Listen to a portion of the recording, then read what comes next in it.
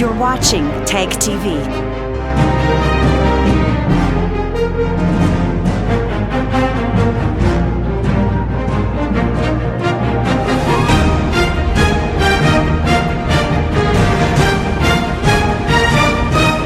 You're watching TAG TV.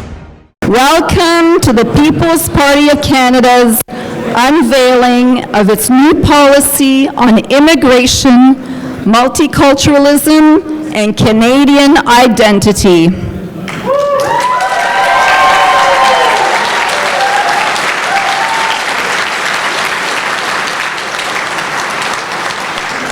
My name is Joanne Meny, and I'm the Executive Director of the People's Party of Canada.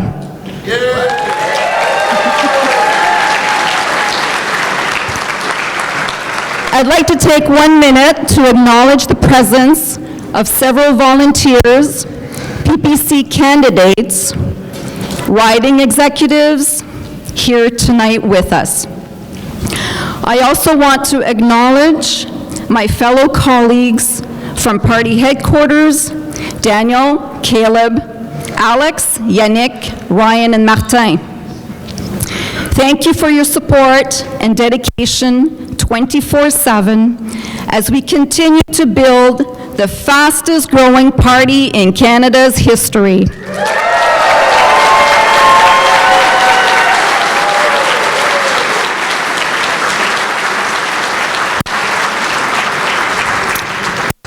We may have started from nothing, but our collective passion and conviction for fairness, respect, personal responsibility, and freedom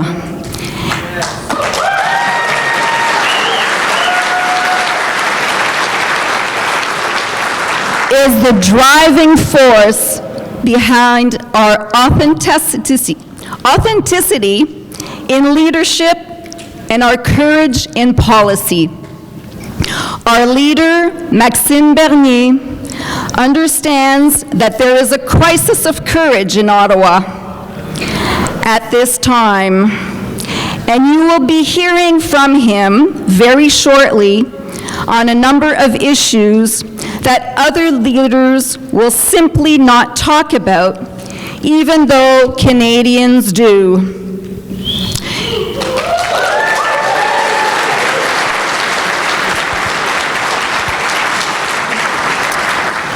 It is on this note that I introduce our first speaker to you, Dr. Salim Mansour.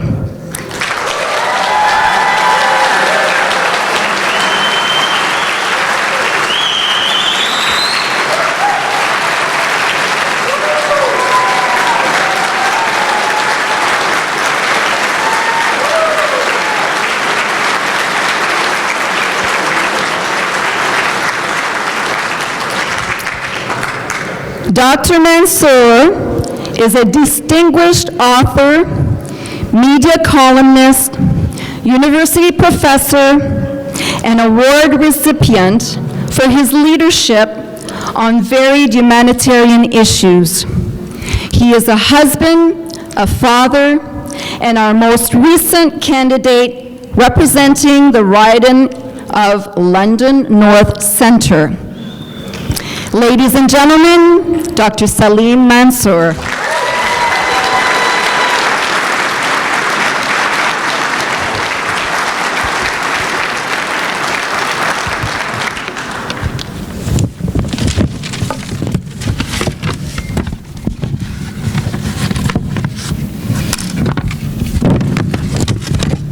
Good evening, my friends.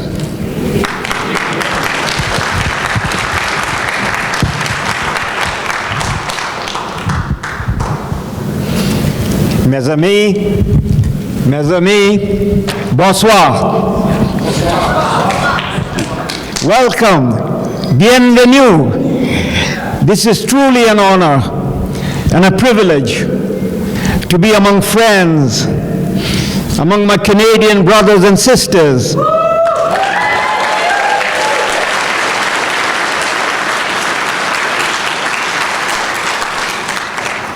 To introduce to you and welcome on the podium our leader, Maxime Bernier.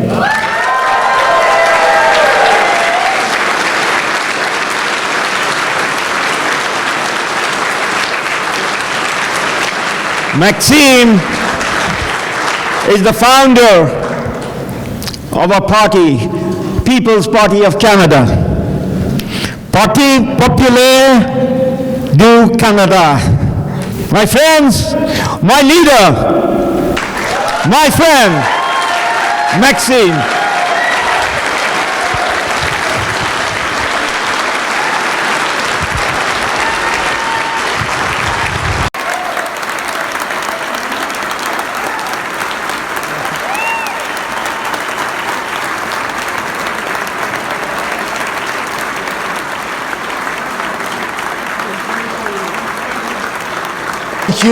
Thank you, Salim.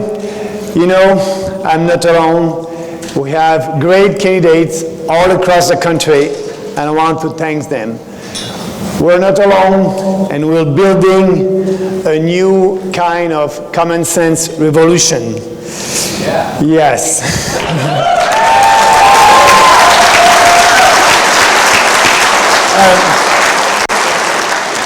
J'aimerais dire un mot pour tous les francophones qui nous écoutent sur les médias sociaux. Je vais parler seulement en anglais, mais vous trouvez la version de ce discours sur notre site web du Parti populaire du Canada.ca. Merci. So,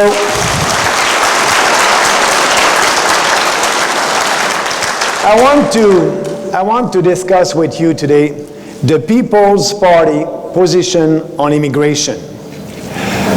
For decades now, there has been only one acceptable position among our political and intellectual elites: more and more and more immigration. There is a taboo around this topic. As soon as you raise a concern about the level of immigration, someone will accuse you of harboring anti-immigration views and being racist or xenophobic. The result is that all other parties have the same position. They are all in favor of mass immigration.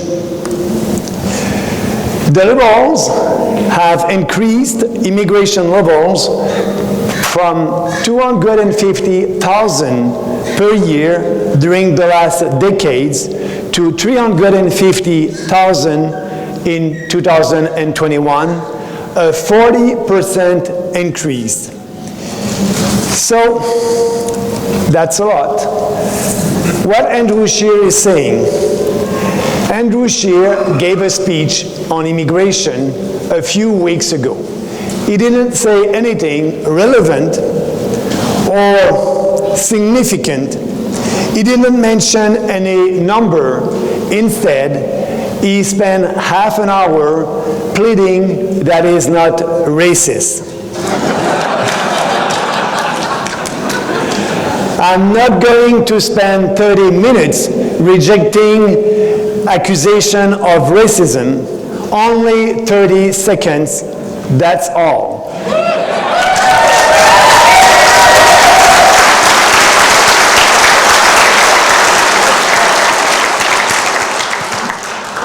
That's all I need to refute a false and ridiculous accusation. I don't care a bit about people's race or skin color. I have said many times that racists and bigots are not welcome in our party.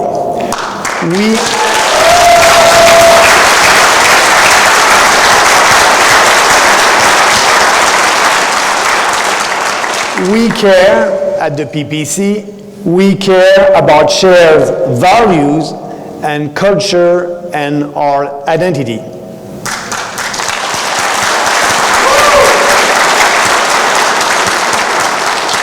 You can be of any ethnic background or faith and be a Canadian if you share fundamental Canadian values, learn about our history and culture, and integrate in our society.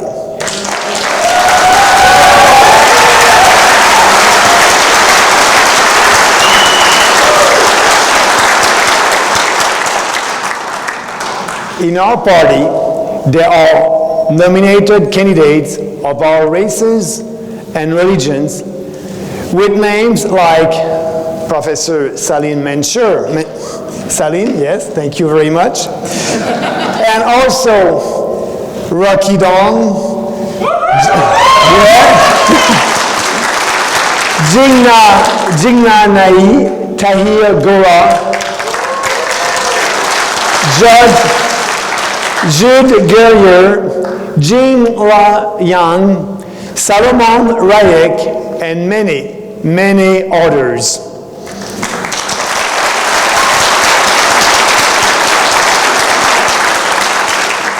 We have no lesson to receive from anyone about openness and inclusiveness.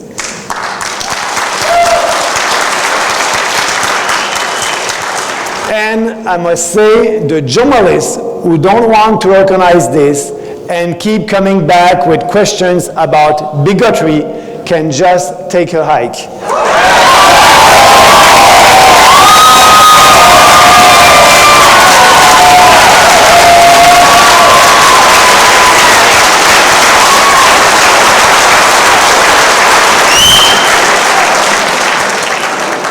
Immigration is a very important question. It is completely absurd to turn it into a taboo subject. And the majority of Canadians agree with us.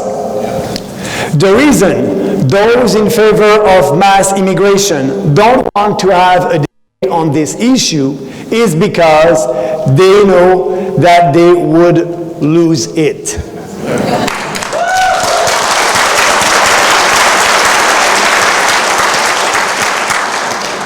Every survey that has come out in recent years shows that a large proportion of Canadians, depending on the question, support a lower immigration level.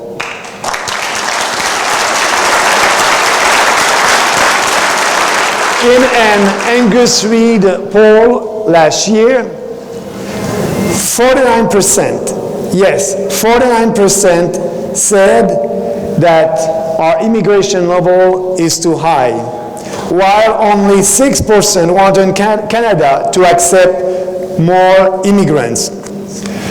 Who are the extremists? The left-wing's media and activists say we are the extremists because we want to cut immigration. But they are the real extremists. Liberals are the extremists. We are the mainstream.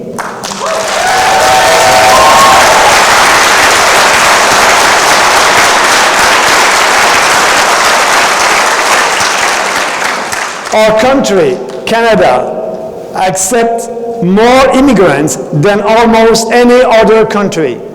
21% of our population was born outside of Canada, more than 1 in 5. Our ratio is higher than in the US, where it is 15%. It is almost double than the European countries like France, Germany, UK, where the foreigner borns constitute only 12% of the population, and where for many years they had challenges with their integration of their immigrants. Canada has always been a country of largely open to immigration because of its vastness and its relative youth. I believe that by and large, our immigration policy has been very successful.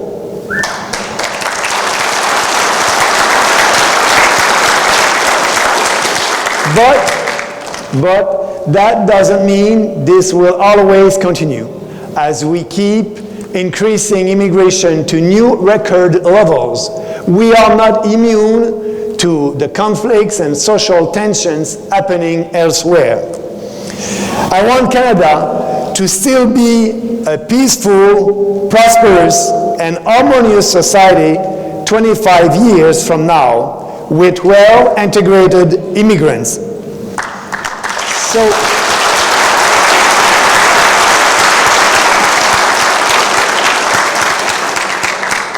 So just let's ignore the critics and discuss the specific reason immigration levels should be lowered. Most fundamentally, it has to do with social harmony and the maintenance of our Canadian national identity. Last year in August, just before I left the Conservative Party, I published 6 tweets that caused quite a controversy. I was criticizing Justin Trudeau's slogan that diversity is our strength. I attacked the Liberal cult of diversity and extreme multiculturalism. I recognize that, of course, Canada is and has always been a diverse country. We have First Nation and Inuit, 2 official languages, a multi-ethnic population, and a very different regional cultures. The culture of Cap Breton is very different from that of the Eastern Township in Quebec, my own province, or that of Southern Alberta or Nunavut. All these regional cultures are fundamentally Canadian. They develop in Canada. They don't exist anywhere else in the world. They deserve to be nurtured and to survive.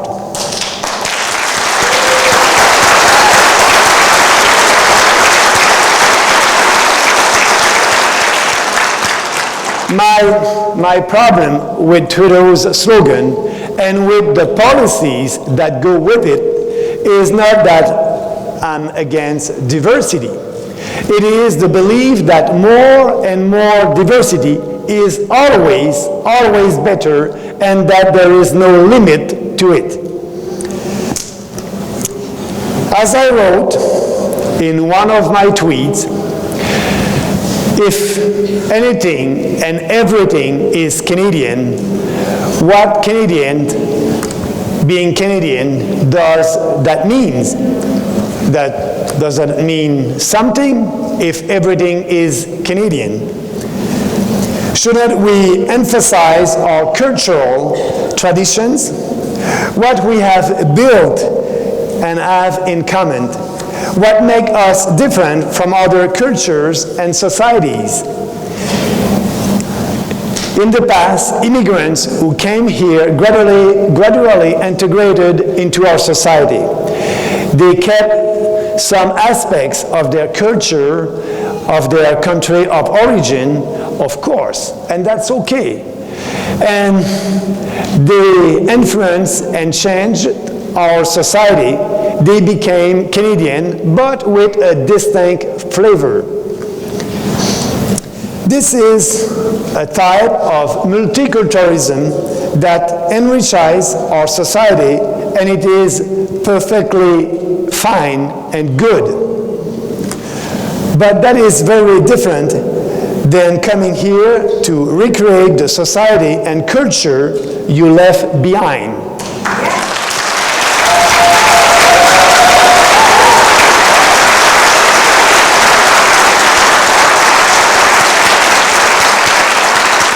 Living permanently in an enclave separate from Canadian society at large, it's not Canadian. And moreover, being officially encouraged by the government to continue to do so rather than to integrate into Canadian society and adopting Canadian culture and values, That's what our immigrants must do. A nation must be based on a sense of belonging, of participating in a common national project, sharing the same values, being different from the rest of the world. It is only when these sentiments are widely shared that we can develop the trust and common understanding necessary for our institution to function. Our country was almost torn apart because of the misunderstandings between Francophone Quebecers and the rest of Canada. Many members of our First Nation feel alienated from Canadian society. So, why would you want to emphasize cultural, religions, and ethnic differences, which have been one of the main causes of conflict throughout human history?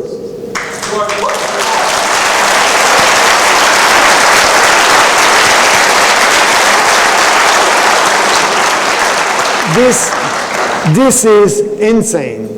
We can already see the consequences in the way ethnic politics has become the norm among the other parties. They don't talk to Canadians. They address themselves to ethnic voting blocs, the Ukraine Canadians, Italian Canadians, Chinese Canadians, Muslim Canadians, Sikh Canadians. Trudeau does it, Scheer does it, and Singh does it. So, even our foreign policy now depends on how these ethnic political groups react in Canada. So, instead of being based on the interests of our country as a whole, our foreign policy must be based on our interests, but that's not what's happening right now. If we continue on the present course, all these little tribes will have less and less in common apart from their dependence on government in Ottawa.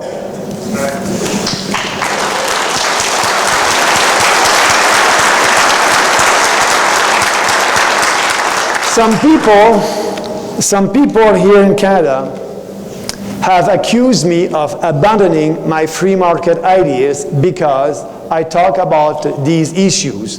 But this is totally misguided. Mass immigration, open borders, unvetted immigration, extreme multiculturalism, all of this has nothing to do with freedom.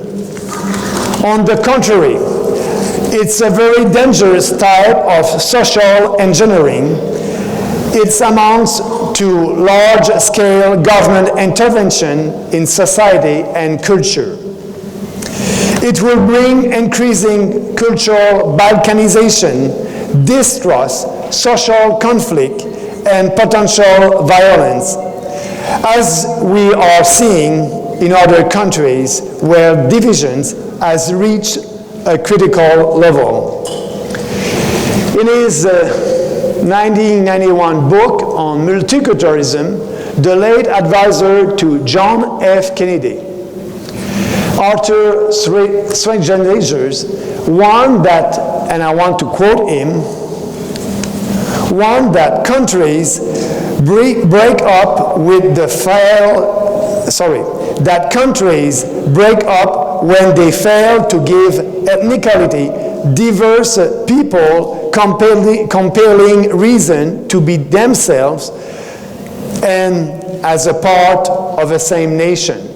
So these immigrants, these people, must be themselves and part of one nation. 3 years later, Canadian author Neil Bisundat published Selling Illusion, The Cult of Multiculturalism in Canada. That's a very good title. Bisundat wrote that encouraging ethnic differences leads immigrants to adopt a of separation from the mainstream culture. And he blamed multiculturalism for creating enclaves that isolate ethnic groups at the expense of the unity and cohesion of our society.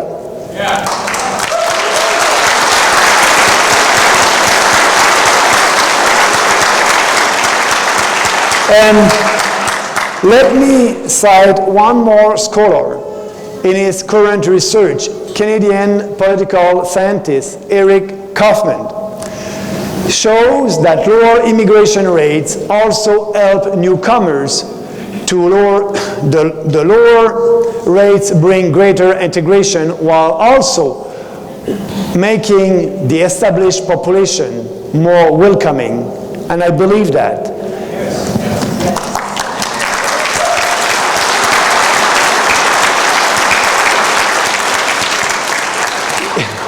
In case there is a CBC journalist reporting this, please note that these writers are not far-right white supremacists. Just trying to keep my good friends at the CBC here.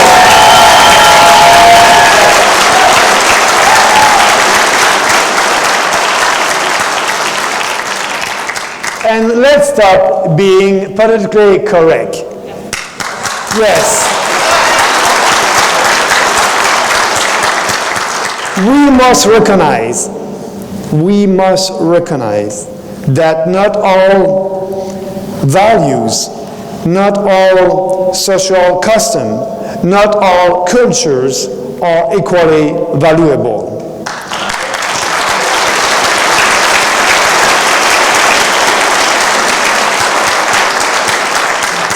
Our distinct values are those of contemporary Western civilization. They include democracy, they include individual rights and freedoms, they include religious belief and freedom, and also they include being able to criticize religion.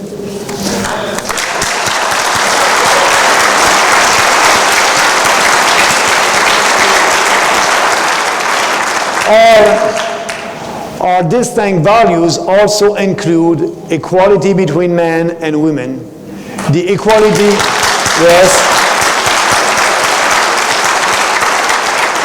the equal treatment of all citizens, regardless of ethnicity, religion, or sexual orientation.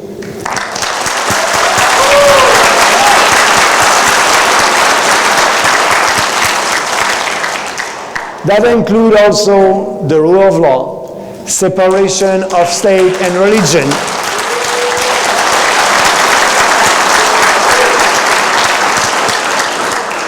tolerance, pluralism, and loyalty to the wider society instead of to own clans or tribes. When I see the newcomers coming to Canada, and I want them to integrate our society and share our values. It is because our values are the Western values that I'm referring to. Values that our ancestors fight for. Values that explain why we are one of the freest, most dynamic, and most prosperous societies in the world.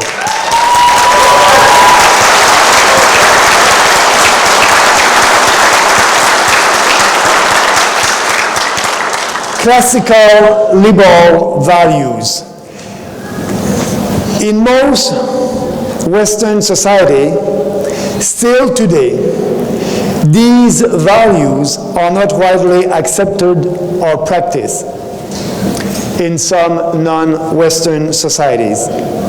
In fact, that's precisely the reason why millions of people from the world want to come to Canada and other Western countries.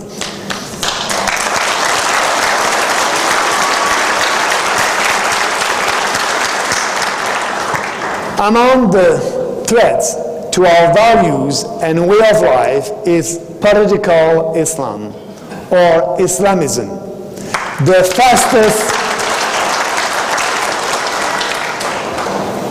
fastest growing and most dangerous radical ideology in the world today.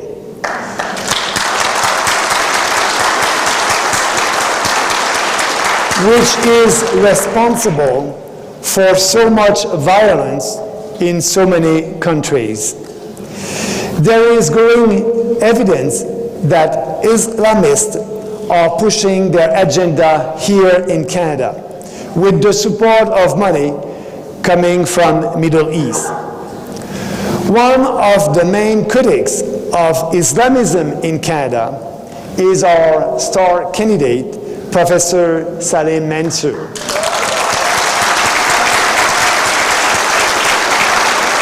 Yes.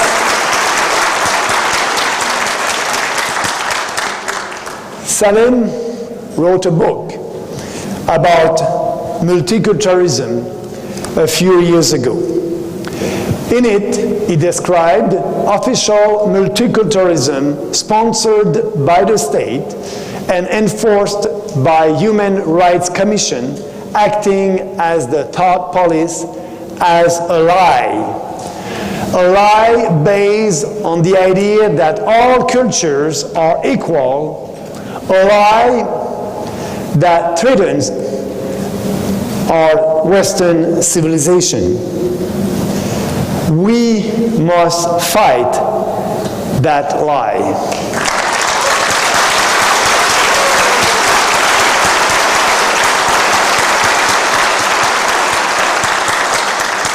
And the biggest peddler of this lie in our country is, of course, Justin Trudeau.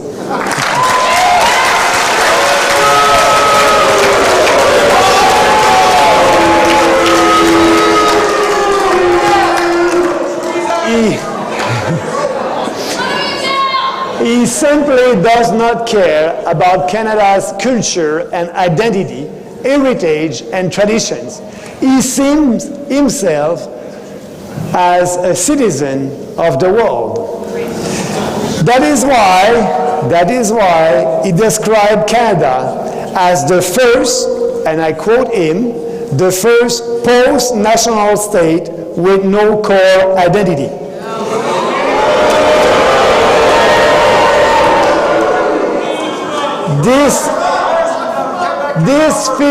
This fits with his support for globalism and for the United Nations. I'm not exaggerating when I accuse the Liberals of putting Canada on a road to destruction. Because if we allow Trudeau to implement his globalist vision, Canada will eventually cease to exist as a distinct nation.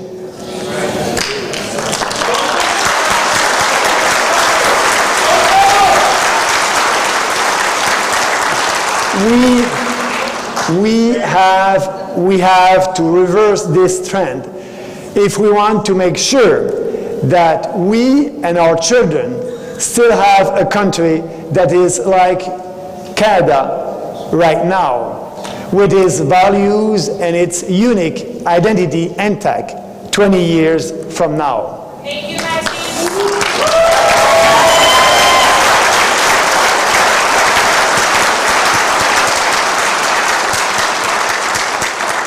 Let me move on to another argument. The main argument that is presented in favor of immigration or mass immigration is the economic one. Immigrants bring their skills, their entrepreneurship, and their dreams.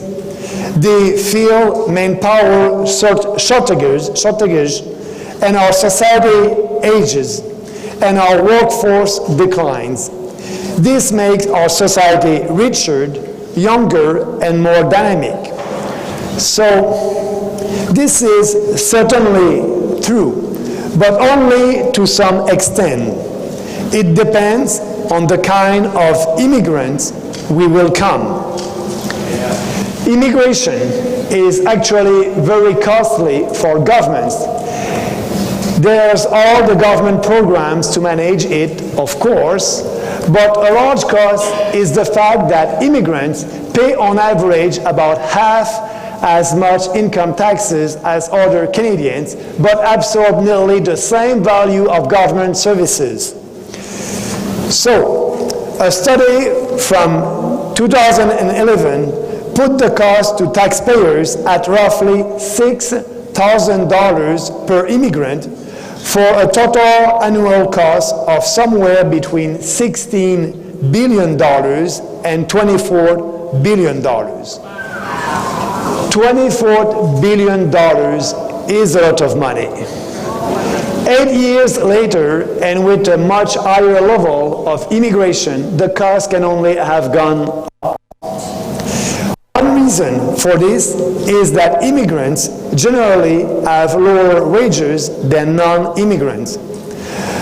But another key reason is that the proportion of immigrants who come to Canada because they have the right skill based on their education, work experience, and knowledge of an official language is not very high, and it has been dropping under the Liberal government. Right now, only about 55% of newcomers are selected through the economic program. The rest come through the family reunification program or are refugees. But even that 55% does not tell the whole story. It consists of the principal applicants and their immediate family. If you remove the spouses and children, only 26% of all the people who come to Canada every year are economic immigrants. And they are coming here because they fulfill our economic needs. If you are not grasping the significance of this, let's look at it from another side. It means that 3/4 of all immigrants who come to Canada are dependents. They do not have the right qualifications that we need, may not master one of our official languages, or are too young or too old to work. These people do not contribute very much or at all to our economy. But they cost, and the cost of that is very huge on our social services. Canadians are a compassionate people, and we should be. But at what cost? Are Canadians happy to subsidize 74% of our current immigrants? I think it is a lot. 74% of them are receiving subsidies from taxpayers. If the main objective of Canada's immigration policies is to fulfill the economic needs of our country, it's an obvious failure. And it won't be fixed by simply increasing the total number of immigrants. That will cost us even more. Another justification we often hear for increase of immigration is that we are an aging society and we need immigrants to reverse this trend. However, demographic studies have shown that this is a myth.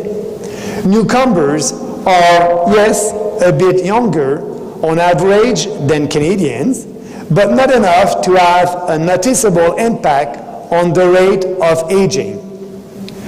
The Liberal government is making matters worse by increasing the number of parents and grandparents accepted under the Family Reunification Program every year from 5,000 to 20,000. This, of course, is an easy way for them to pander and buy votes among immigrants' communities, but again, it defeats the purpose.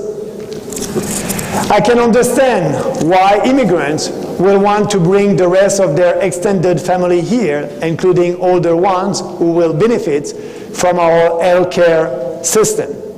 But we cannot be the welfare state of the planet. Canadians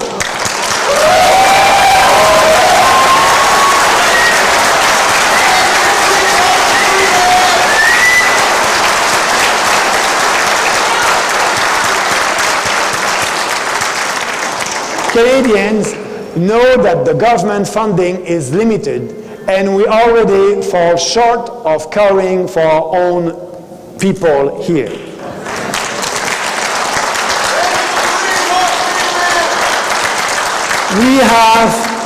We have long waiting lists for surgeries and so many other problems to solve here first.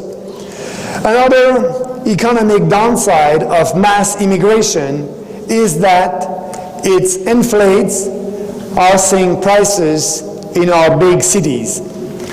More than 41% of all immigrants to Canada settle in Toronto and Vancouver, which have some of the least affordable housing among big cities in the world. There are, yes, other reasons for these sky-high prices, of course, including zoning laws and monetary policy.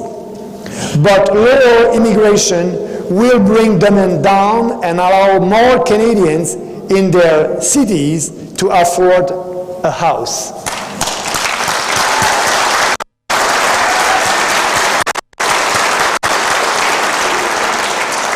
All these economic arguments in favor of reducing immigration levels are rarely discussed. It's time to break down the taboo and having a real debate. Yeah. Yes, a real debate.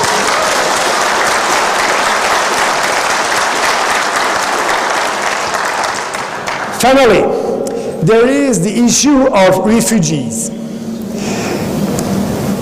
There are horrible cases of wars, persecution, and human rights violations in the world, with the result that there are about 25 million refugees. It is absolutely tragic. I encourage Canadians to do what they can to help through private organizations. But the role of the government, my duty, my moral obligation, must be to first help those in need among our own population.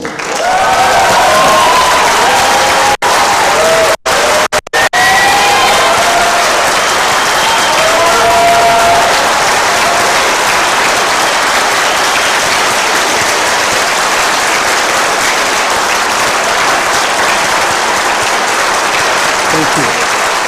Thank you.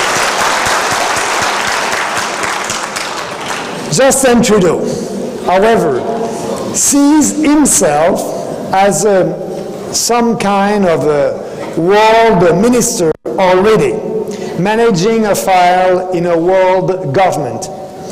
And so, in 2018, Canada welcomed more resettler refugees than any other country, more than the United States, a country with 10 times our population, and as many as all the European countries.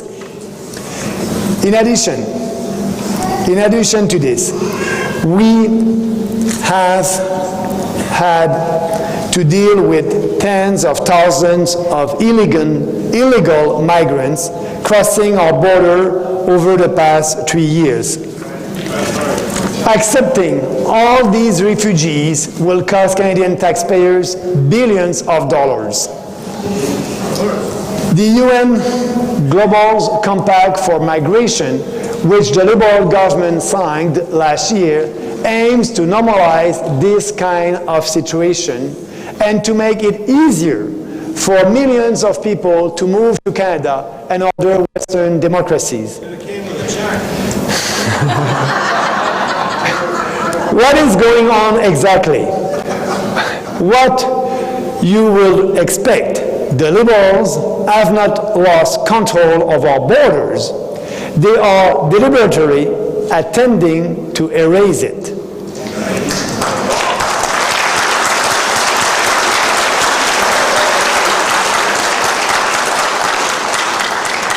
Giving all these considerations and principles, here are the policies that the People's Party of Canada proposes to implement if we form the next government.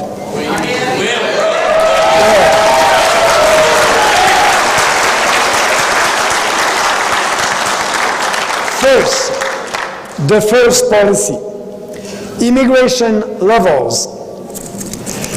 Canadian society cannot successfully integrate 300,000 immigrants and refugees every year, as the Liberals and probably also the Conservatives are planning to do. This is equivalent to adding one Nova Scotia to our population every 3 years, or one Manitoba every 4 years, and packed the majority of them in a few crowded cities like Toronto. Support for immigration will continue to diminish, and social tensions are likely to rise if we continue doing this. We need to slow down.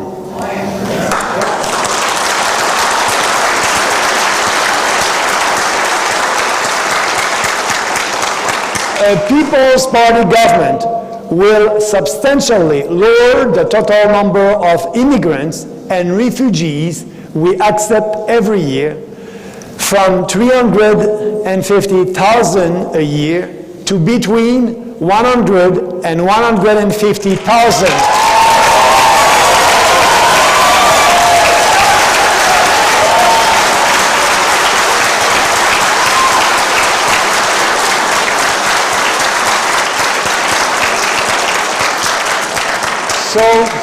So yes, between 100 and 150,000, depending on economic and other circumstances.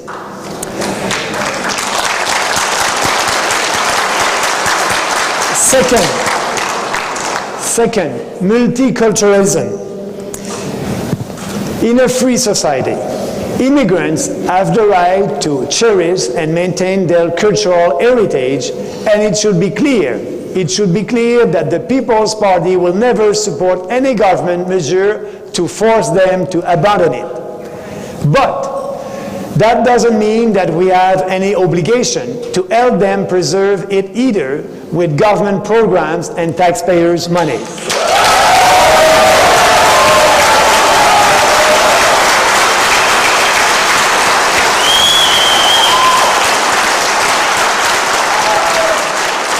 When they decide to move from their country of origin to this one, immigrants must be willing to leave some of their life behind and be prepared to become full members of their new country.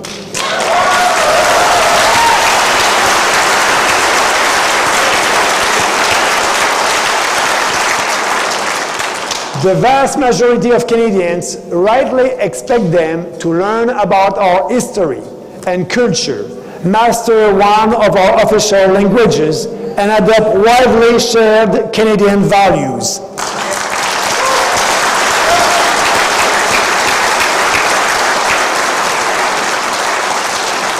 Official multiculturalism is based on the false idea that there is no unified Canadian society, no distinct Canadian culture to integrate into. That was just that we are just, as Canadians, a collection of tribes living side by side. That's not true. That's not true. We are all Canadians, and there is a Canadian culture. We must focus on what unites us as Canadians, not what divides us.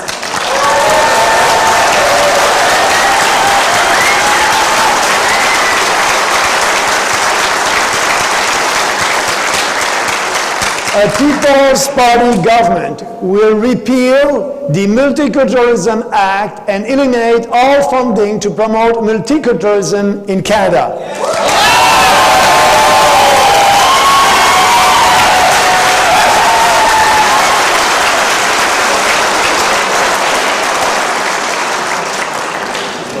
We will instead emphasize the integration of immigrants into Canadian society. Third, focusing on economic immigrants. If the main economic benefit that we derive from welcoming immigrants is that they are answering the needs of sectors where there is a scarcity of manpower with specialized skills, then we should make sure we have a much higher proportion of skilled immigrants who can fulfill this need.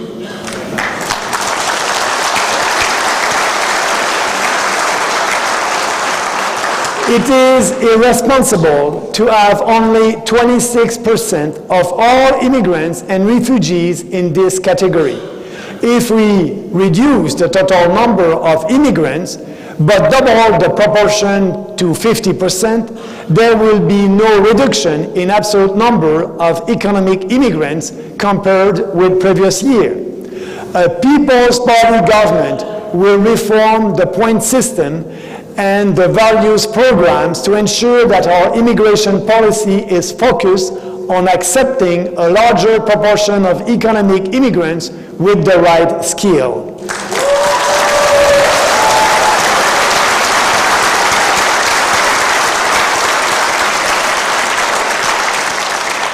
We will accept fewer resettled refugees and will considerably limit the number of immigrants accepted under the Family Reunification Program, including abolishing the program for parents and grandparents.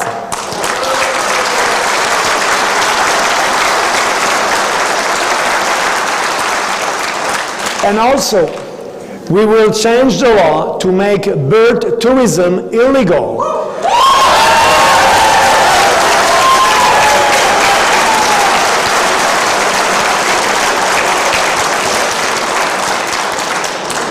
Canada is not a shopping center where any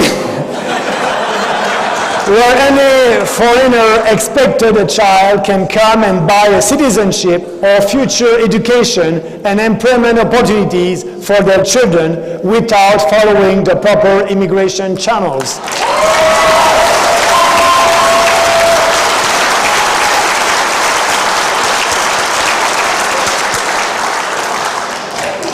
Fourth, I still have two other policies. But I think you like our policy, so I'll go on. Fourth, I think you like this one also. Selecting immigrants who share our values.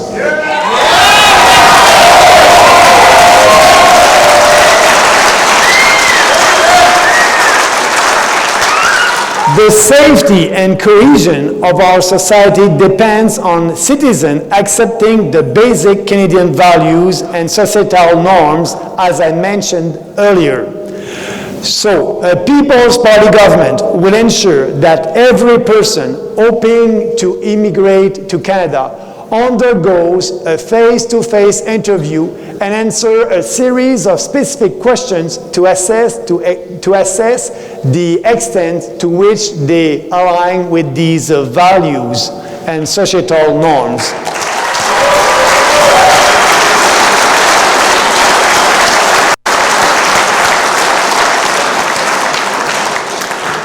We will increase resources for CSIS the RCMP and Canadian Immigration and Citizenship to do these interviews and thorough background checks on all classes of immigrants with fewer immigrants to process. I think there will be more resources available to achieve this.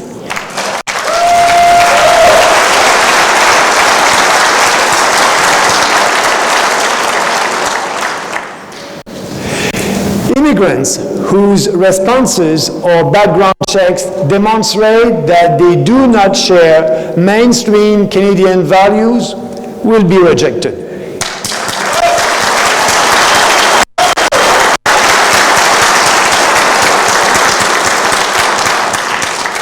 Finally, on the issue of refugees, a People's Party government will take every measure necessary in partnership with our American neighbors to stop the flow of illegal migrants at our border.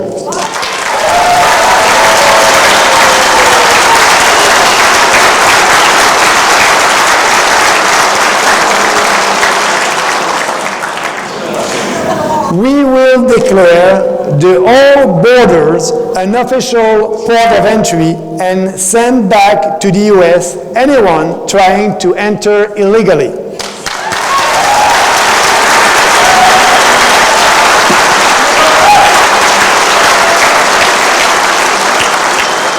And instead of making it easier to enter to Canada, like the Liberals are doing right now, and helping these fake refugees, we will make it more difficult by fencing off the areas where it takes place, such as the Western Road in Quebec.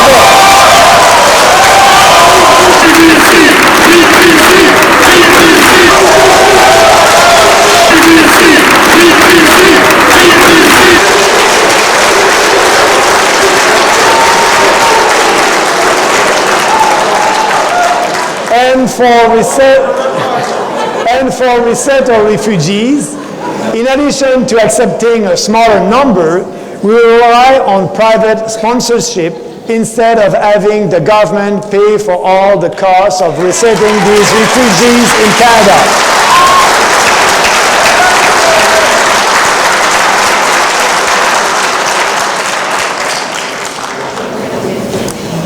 And we believe in private sponsorship because we know when the government is responsible, nobody is responsible. So that's why we need private sponsorship. And we will stop our reliance on the United Nations for refugee selection, and we will give priority to refugees.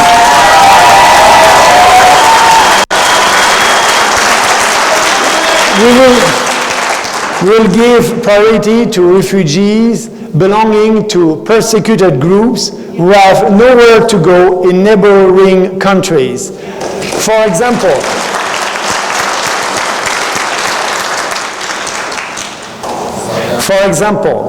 Christians, Yazidis, and members of other minority religions in majority Muslim countries.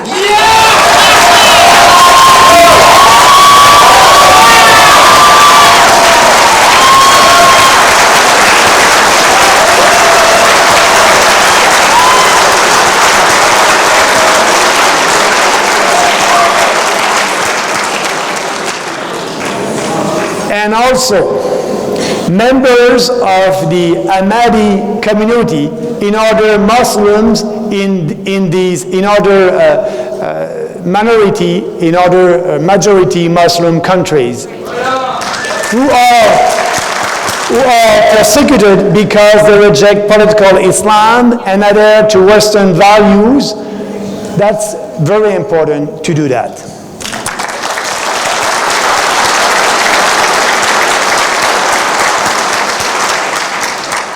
And also, for example, members of sexual minorities.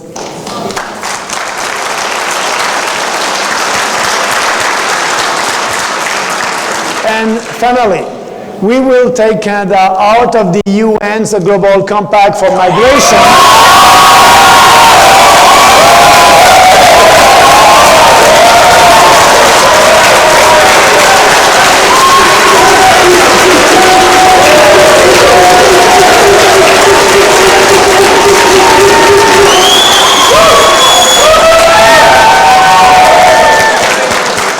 Our immigration laws will be made in Canada for the interests of Canadians.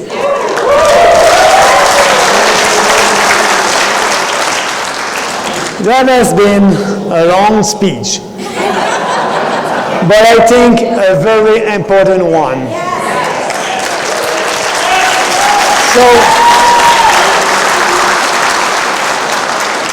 So my conclusion will be very brief.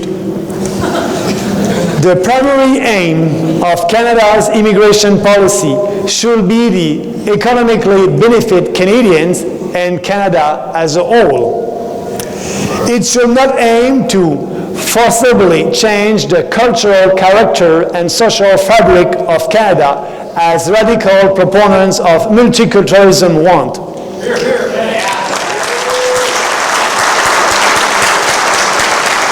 Canada has its own distinct identity, which preserving among nations of the world, we must preserve that. It should not be also put any excessive financial burdens on the shoulder of Canadians when we speak about immigration. We must, yes, be there also to pursue the humanitarian goals in immigration policy. Canadians are generous, but it is not our responsibility to solve all the world's problems.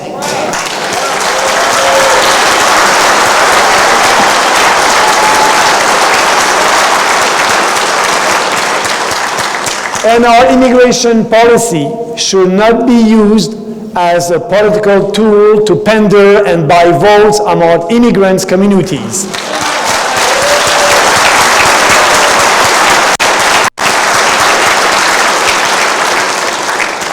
This kind of ethnic politics practice by all other parties will lead to even more social. We are all Canadians. The People's Party of Canada will unite Canadians with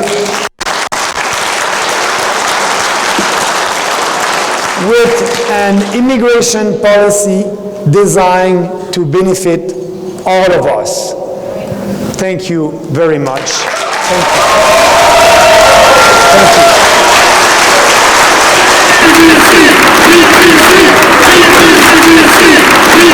you.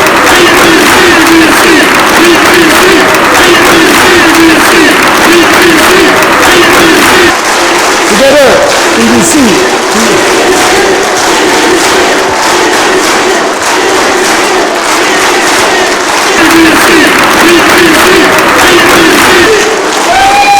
Thank you. As I said, as you can see, it's the beginning of our common sense revolution. Thank you very much.